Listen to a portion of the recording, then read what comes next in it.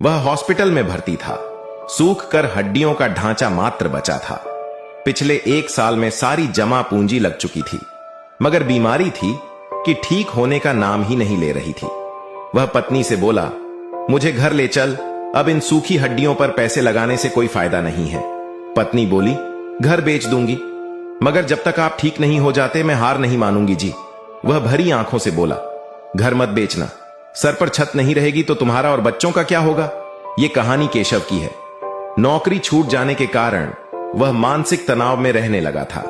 तनाव इतना बढ़ा कि नींद आनी बंद हो गई थी। हर समय सर दर्द रहने लगा था।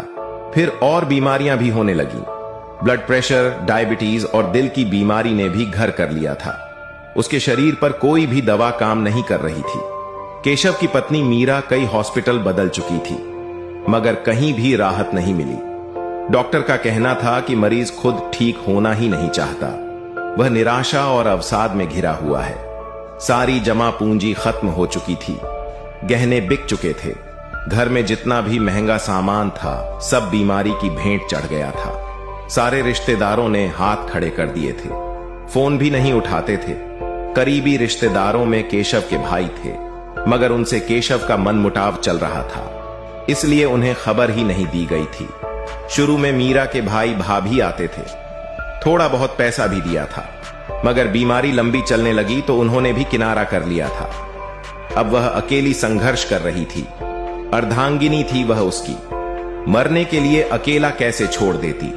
उसके पति का गांव में अपने भाइयों से पुश्तैनी जमीन को लेकर झगड़ा हो गया था, इसलिए बोलचाल बंद थी।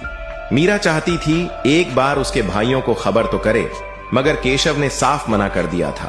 उसे भाइयों से नफरत थी। एक शाम हॉस्पिटल में केशव बेसुध सा बेड पर पड़ा था। उसकी पत्नी दोनों बच्चों के साथ उसके पास बैठी थी कि अचानक केशव के चारों बड़े भाई आ गए।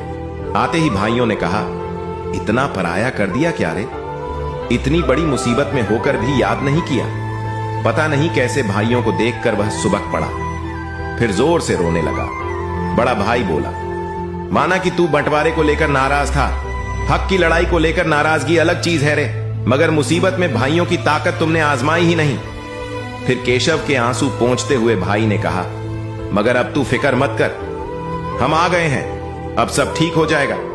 सचमुच भाइयों को देखकर केशव ने शरीर में एक अलग सी ऊर्जा का अनुभव किया। हिम्मत सी बंध गई। कई दिनों से परेशान मीरा की आंखों में भी आंसुओं के साथ एक उम्मीद की किरण नजर आई। फिर मीरा को घर भेजकर भाइयों ने केशव को संभाल लिया। अपनी पसंद के हॉस्पिटल में ले गए। इलाज शुरू हुआ और 4 महीने में ही वह ठीक होकर अपने पैरों पर खड़ा हो गया। फिर भाई उसके पूरे परिवार को गांव में ले गए, ताकि फिर कभी वह खुद को अकेला समझकर अवसाद में न पड़ जाए। कहानी का मॉरल, भाई तो भाई होता है। जब वह साथ खड़ा होता है तब यमदूत को भी 100 बार सोचना पड़ता है कि इसके भाई के प्राण कैसे ले जाऊं। भाई के बल पर युधिष्ठिर ने महाभारत जीत लिया था, श्री राम ने लंका। इसलिए भाइयों से जुड़े रहें। जब और कोई काम नहीं आता तब भाई ही काम आता है।